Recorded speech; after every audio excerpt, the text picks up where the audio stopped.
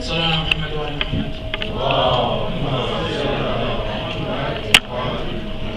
الحمد لله رب العالمين والصلاة والسلام على أشرف الخلق أجمعين حبيب إله العالمين أبي القاسم محمد. قال الله في معظم كتابه العزيز بسم الله الرحمن الرحيم ومن آياته أن خلق لكم من أنفسكم أزواجا لتسكنوا إليها وجعل بينكم مودة ورحمة. صلى على محمد وعلى محمد.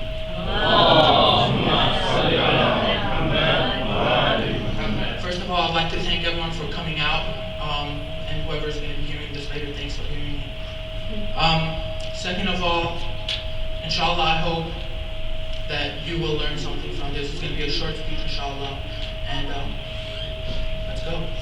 Allah in the Holy Quran in Surah Rum, Ayah 21 says that of His signs, He has created for you from yourselves mates, so that you may find tranquility in them, and that He placed between you love and mercy. And here, this is a very interesting topic and concept of love and mercy, because when we usually think of love, it's not the love how Islam brought it. We usually think of lust. However, these two words we should put into consideration before ever thinking of getting married for single people.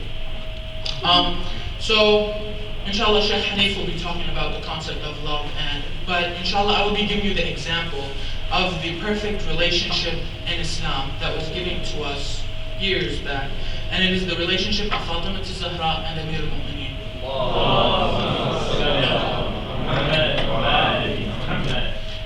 It is considered the best example of marriage in Islam. It wasn't a relationship that was, just an earthly marriage. It was actually from the sky, from the heavens. As you see, many people before Imam Ali came to the Prophet and asked for Fatima's hand in marriage. However, he declined them all, saying that the matter was in Allah's hands. It wasn't his choice.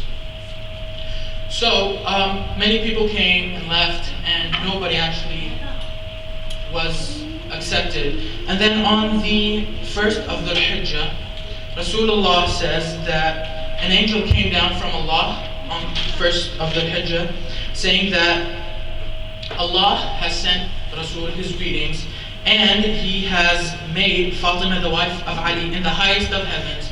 Therefore, Rasulullah should present them on earth and have their marriage done. So here we see that it was made in heaven, and it wasn't something earthly. And then this is how we're going to relate our topic of love and mercy in their relationship. They say that Salama said that the Prophet was actually very happy and delighted on that day. Imam Ali came, and he came to Rasulullah's house, and he sat down, but he was red with shyness and looked on the floor. So the Rasulullah smiled. He said, I know what you're here for, but I want to hear it from your mouth. So Imam Ali said, I have dedicated my life to your service, and you've raised me ever since I was a child. So I wish that you give me the honor of becoming your son-in-law. And at that moment, they said that Rasulullah's face became, as happy as you can imagine. And at that moment, Rasulullah asked, okay, what would you give as a dowry? Because, in marriage, you have to have a dowry. And Imam Ali, as everyone knew, was a simple man. He wasn't an extravagant man who had palaces. And so he said, Ya Rasulullah, you know that all I have is a sword, a camel, and an armor. So Rasulullah said, the sword you have to keep for battle, and the camel you have to keep for travel when you're going places. However, I will accept the armor as a dowry for Fatima Zahra alayhi salam. When the armor was actually sold, it was sold for 500 dirhams, which may seem something expensive, but it's not crazy expensive, Here, Rasulullah is setting up an example that the dowry shouldn't be something to kill the man. He doesn't want to live all of his life in debt just to pay for the marriage expenses and the dowry. But at the same time, it isn't cheap where, you're just selling your daughter, as we say. So when Imam Ali sold it, Rasulullah gave the 500 dirhams to Bilal and Salman al-Farisi so they can go home go to the shops and buy them everyday things. So here we see that the dowry, the mahar, wasn't made just to keep in her personal pocket and spend it whenever she wants on Netflix or whatever. It was actually used to buy her home needs. Of the needs, they bought pillows, mats, clothes, and for everyday life, you know.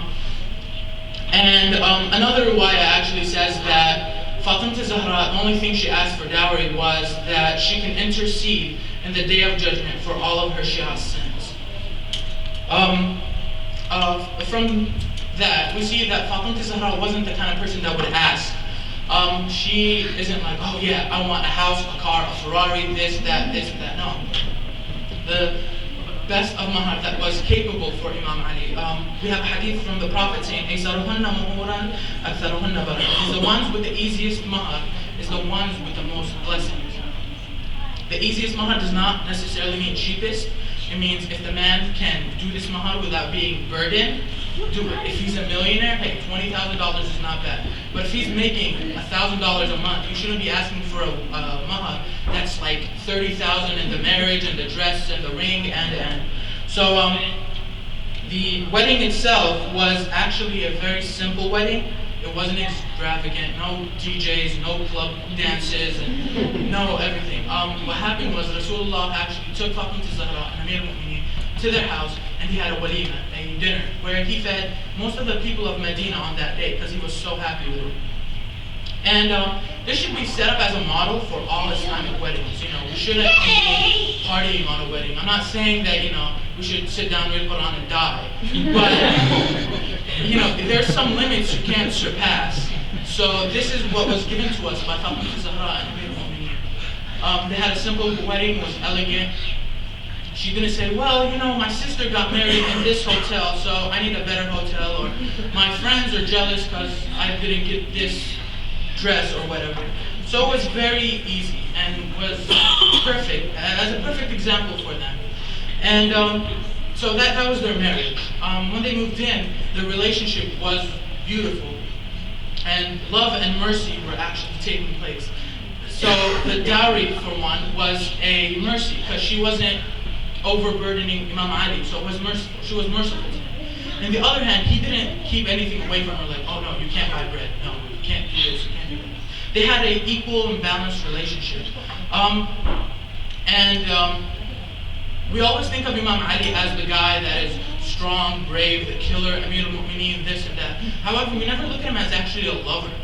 He loved Fatima Zahra sincerely, and he would help her in her everyday life. If she needed anything outside the home, she would get it, you know. Not go get your car, dress up, and go get your stuff. No. He would actually go and get her everything she needs without having her to actually go out and leave the family. And so this was his job, to help out his family on the outside of the house. On the inside, she was taking care of Hassan, Hussein, and Sayyidah Zainab. So she was raising a family. And raising a family isn't an easy job, like, you know, you have to work outside to be considered having a job. Working at home and raising your kids is probably the best thing you can do for the future. Because if you go outside and work, you're going to work for a boss who's going to do 1, 2, 3. However, if you help raising your kids, you're going to be fixing the whole generation upwards, you know? You're not working for a specific something, leaving your children to be astray, but no, you're working on them to build a solid base for the next generation. And so their life was very simple, as I've said, and the simplicity can actually be seen in an instance where Hassan and Hussein were actually sick, and so Fatima Zahra made a vow, saying that if they become good, they will fast for 3 days.